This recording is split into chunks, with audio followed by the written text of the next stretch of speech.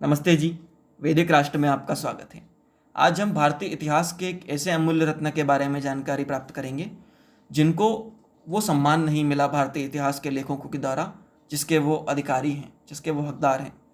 परंतु भारत में हर माता का एक कर्तव्य बनता है कि अपने पुत्र को वो उनके बारे में बताए, ताकि हमारे यहाँ फिर से ऐसे अद्भुत योद्धा, अद्भुत वीर जन्म ले सकें। आज हम छत्रपति वीर संभाजी महाराज के बारे में आपको जानकारी देंगे, उनके बारे में साझा करेंगे। प्रस्तुत लेख डॉक्टर विवेक आर्य की कलम से लिखा हुआ है। आज उनकी लेखनी से लिखे हुए वीर छत्रपति संभाजी, भारतीय इतिहास का ठुकराया हुआ हीरा, इस लेख को हम आपसे साझा करेंगे।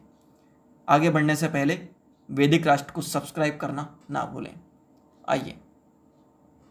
वीर शिवाजी के पुत्र संभाजी को कुछ इतिहासकारों ने अयोग्य बताया है और ये उनके साथ अन्याय है, जबकि सत्य ये है कि उन्होंने औरंगजेब का डटकर मुकाबला किया। अगर वो कायर होते तो औरंगजेब की दास्ता और इस्लाम स्वीकार कर लेते और ना सिर्फ अपने प्राणों की रक्षा कर लेते बल्कि साथ ही साथ अपने राज्य की रक्षा भी कर लेते।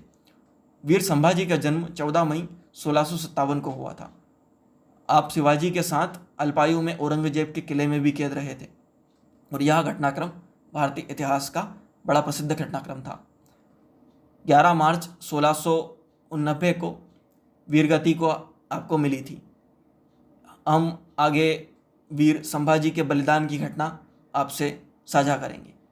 औरंगजेब के जासूसों ने जब उसको सूचना दी कि संभाजी 5-10 सैनिकों के साथ वारद्वारी से रायगढ़ की ओर जा रहे हैं, तो बीजापुर और गोलकुंडा की जब विजय प्राप्त की थी औरंगजेब ने, उसको शेख निजाम नाम से एक सरदार भी वहाँ से मिला था, जिसे उसने मुकर्रब की उपाधि से नवाजा था। मुकर्रब अत्यंत क्रूर व्यक्ति था।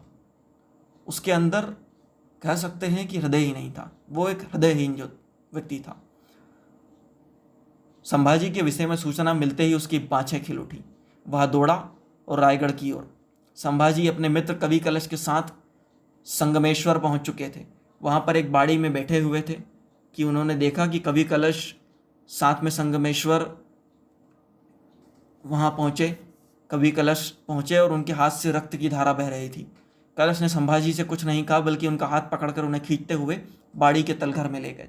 परंतु उन्हें तलघर में घुसते हुए मुकर्रब खान के पुत्र ने देख लिया। शीघ्र ही मराठा रणबांकुरों को बंदी बना लिया गया। संभाजी व कवि कलश को लोहे की जंजीरों में जकड़कर मुकर्रब खान के सामने लाया गया। वह उन्हें देखकर खुशी से नाच उठा। दोनों वीरों को बोरों के समान हाथी पर लादकर मुस्लिम सेना बादशाह औरंगजेब की छावनी की ओर चल पड़ी। औरंगजेब को जब यह समाचार मिला तो वह खुशी से झूम उठा। उसने 4 मील की दूरी पर उन शाही कैदियों को रुकवाया। वहाँ संभाजी और कवि कलश को रंग बिरंगे कपड़े और विदूषकों जैसी घुंघरूदार टोपी पहनाई गई। फिर उन्हें ऊंट पर बैठाकर गाजे बाजे के साथ औरंगजेब की छावनी में लाया गया। इतना भीषण अपमान! औरंगजेब ने बड़े ही अपशब्दों में उनका स्वागत किया। संभाजी के नेत्रों से अग्नि धधक रही थी, परंतु वह शांत रहे। उन्हें बंदी गृह भेज दिया गया। औरंगजेब ने संभाजी का वध करने से पहले उन्हें इस्लाम कबूल करने का न्योता दिया और इसके लिए उसने रोहिल्ला खान को उनके पास भेजा। नर केसरी लोहे के खींचकों में बंद था। कल तक जो मराठों का सम्राट था, आज उसकी दशा देखकर करुणा को भी शायद दया आ जाए। फटे हुए चीथड़ों में लिप्त हुआ उनका शरीर मिट्टी में पड़े हुए स्वर्ण के समान लग रहा था। उन्हें स्वर्ग में खड़े हुए छत्रपति शिवाजी टकटकी बांधे हुए देख रहे थे। पिताजी, पिताजी, वो चिल्ला उठे। मैं आपका पुत्र हूँ, निश्चिंत रहिए। मैं मर जाऊँगा, लेकिन क्या संभाजी? रोहिल्ला खान ने एक ओर से प्रकट होते हुए कहा। तुम मरने से बच सकते हो संभाजी, परंतु एक शर्त है। संभाजी ने उत्तर दिया। मैं उन शर्तों को सुनना ही नहीं चाहता। शिवाजी का पुत्र मरने से कभी नहीं डरता, लेकिन जिस प्रकार तुम्हारी मौत यहाँ होगी, उसे देखकर मौत खुद भी थर्रा जाएगी संभाजी, रोहिल्ला खान ने कहा। कोई चिंता नहीं, उस जैसी मौत भी हम हिंदुओं को नहीं डरा सकती। संभव है कि तुम जैसे कायर ही उससे डरते हो, संभाजी ने उत्तर दिया। लेकिन रोहिल्ला खान बोला, शर्त बड़ी मामूली है। तुम बस इस्लाम कबूल कर लो और तुम्हारी जान बख्श दी जाएगी, साथ ही साथ तुम्हारा राज्य भी तुम्हें वापस दे दिया जाएगा। संभाजी बोले, बस रोहिल्ला खान, इससे आगे एक शब्द भी मत बोलना मलेच्छ। रोहिल्ला खान अट्टहास करते हुए वहाँ से चले गया। उस रात लोहे की तपती हुई सलाखों से संभाजी की आंखें फोड़ दी गईं। उन्हें खाना और पानी भी देना बंद कर दिया गया। आखिरी 11 मार्च को वीर संभाजी के बलिदान का दिन आ गया। सबसे पहले संभाजी का एक हाथ काटा गया, फिर दूसरा हाथ, फिर एक पैर को काट दिया गया और फिर दूसरा पैर। इतनी क्रूरता, इतनी निर्दयता, मानो वहाँ कोई इंसान हो ही ना। सिर्फ और सिर्फ निर्दयी और जिनका हृदय पत्थर का बना हुआ था, बिना हृदय के लोग, बिना हृदय के कायर लोग ही जमा थे उस जगह पर। संभाजी का जो धड़ था खून से लथपथ तलैया में तैरता रहा। फिर सायंकाल में उनका सर काट दिया गया, उनका शरीर कुत्तों के आगे डाल दिया गया।